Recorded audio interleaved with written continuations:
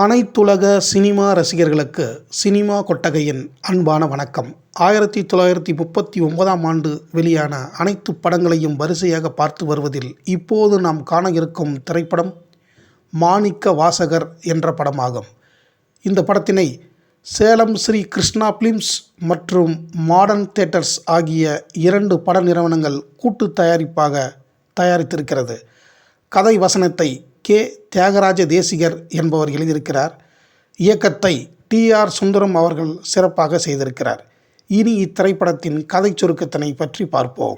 மாணிக்க வாசகர் சைவ சமயத்தின் முக்கிய அடியார்களில் ஒருவராகவும் திருவாசகத்தை இயற்றிய பெருமைக்குரியவராகவும் போற்றப்படுகிறார். அவரின் வரலாற்றை சொல்லும் படமாகவே இந்த படம் இருக்கின்றது. மாணிக்க வாசகர் பாண்டிய நாட்டில் வைகையாறு பாயும் வாத ஊரில் பிறந்ததாக படம் தொடங்கப்படுகிறது. அனைத்து கலைகளையும் 16 வயதினிலேயே கற்று தேர்ந்ததால் அவரின் புகழ் நாடெங்கும் பரவுகிறது. அவரை எல்லோரும் வாத ஊரான் என்று அழைக்கிறார்கள்.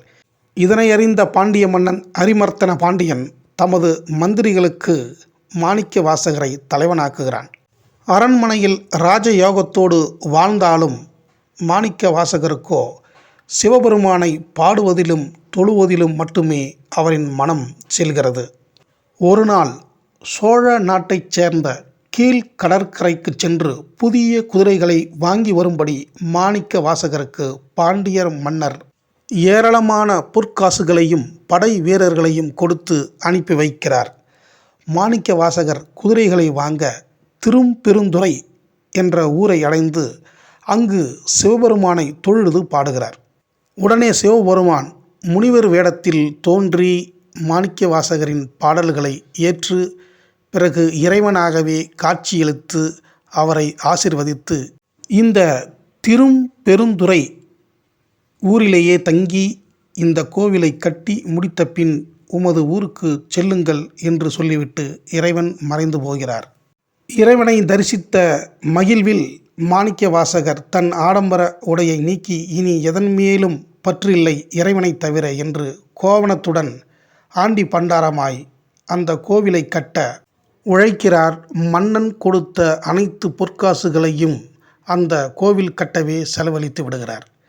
இதனை பார்த்த உடன் வந்த படை வீரர்கள் மன்னனிடம் எடுத்துச் சொல்ல மன்னர் உடனடியாக மாணிக்க வாசகரை கைது செய்ய முடிவெடுக்கிறார். இதனை அறிந்த மாணிக்க வாசகர் இறைவனிடம் வேண்ட இறைவன் விரைவில் உனக்கு குதிரையை கொடுத்து அனுப்புகிறேன், நீ மன்னரை சென்று இந்த விஷயத்தை சொல் என்று சொல்கிறார். மாணிக்க வாசகரின் இந்த பதிலை கேட்ட மன்னன் மகிழ்ந்து அவரை உபசரித்து வரவேற்கிறான். குறிப்பிட்ட காலங்களில் அந்த குதிரைகள் வராததால் கோபமடைந்த மன்னன் மாணிக்க வாசகரை சிறையில் அடைத்து சித்திரவதை செய்கிறான். இறைவனை நோக்கி மாணிக்க வாசகர் அழுது புலம்பி பாடுகிறார். இறைவன் அப்பொழுது காட்டில் உள்ள நரிகளை எல்லாம் குதிரைகளாக்கி மன்னருக்கு தானே ஒரு படை வீரனாக மதுரையில் சென்று பரிசுகளுடன் அந்த குதிரைகளை ஒப்படைக்கிறார். உடனே மாணிக்க வாசகர் விடுதலை செய்யப்படுகிறார்.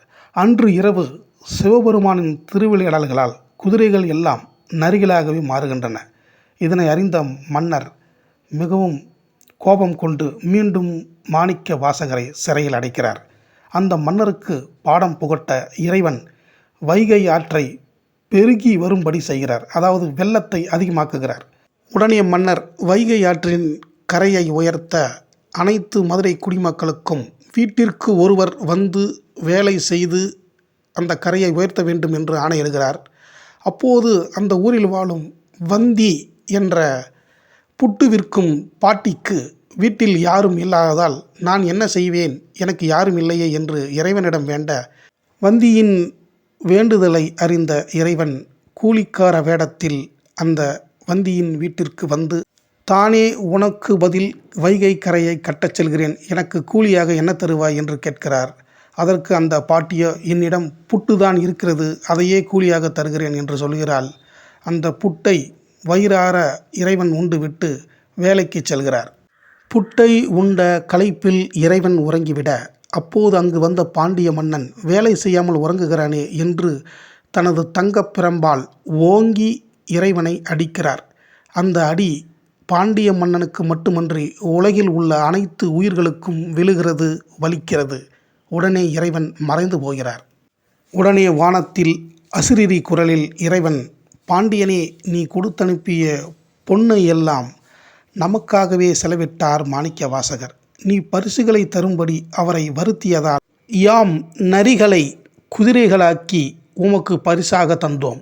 இனியாவது மாணிக்க வாசகரின் பெருமையை அறிந்து வாழ்வீராக என்று சொல்லி மறைகிறார். அதன் பிறகு பாண்டிய மன்னன் மாணிக்க வாசகரை மன்னித்து அரசவையில் அமர வைக்க கேட்கிறான். ஆனால் மாணிக்க வாசகரோ மறுத்து, இனி சிவன் ஆலயங்களுக்கு சென்று பாடுவதே என் தொண்டு என்று சொல்லிவிட்டு அங்கிருந்து விடைபெற்று சென்று அனைத்து சிவன் ஆலயங்களுக்கும் சென்று பாடலை மனமுருகி பாடுகிறார். இறுதியில் சிதம்பரம் வந்து ஒரு மன்னரிடம் வாக்குவாதத்தில் ஈடுபட்டு அதில் வென்று இறைவனிடம் ஜோதியாகி ஐக்கியமாகி மறைந்து விடுகிறார். இதுதான் இந்த படத்தின் கதை சுருக்கம். இப்படத்தில் மாணிக்க வாசகராக தண்டபாணி தேசிகர் அவர்கள் மிகச் சிறப்பாக நடித்திருக்கிறார். பாண்டிய மன்னனாக டிபி ரங்காச்சாரி அவர்கள் வெகு இயல்பாக நடித்திருக்கிறார். சிவபெருமானாக சிவிவி பந்துலு அவர்கள் அசத்தி இருக்கிறார்.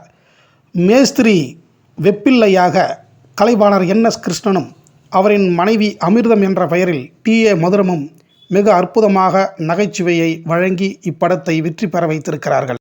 இயக்குனர் TR சுந்தரம் இந்த படத்தினை மிகவும் சிரமப்பட்டு எடுத்திருக்கிறார். அனைத்து கோவில்களிலும் சிறப்பு விசேஷ அனுமதியை பெற்று படமாக்கியிருக்கிறார்.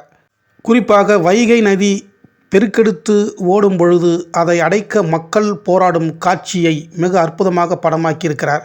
ஒளிப்பதிவை PV கிருஷ்ணன் மிக மிக நேர்த்தியாக படமாக்கியுள்ளார். படத்தொகுப்பை சர்தார் ஈஸ்வர் சிங் என்பவர் மிக சிறப்பாக செய்திருக்கிறார். 19,000 அடியில் எடுக்கப்பட்ட இந்த திரைப்படம் 1939ஆம் ஆண்டு வெளியாகி இருக்கிறது. ஆனால் என்ன தேதியில் வெளியானது என்ற விவரம் நமக்கு கிடைக்கவில்லை. இந்த திரைப்படத்தினை சேலம் ஸ்ரீ மீனாட்சி பிலிம்ஸ் கம்பெனி விநியோகம் செய்திருக்கிறது. பக்தி மனம் கமழும் இந்த படத்தினை பார்க்க சிவபக்தர்கள் அதிகம் வந்து பார்த்து போற்றியிருக்கிறார்கள்.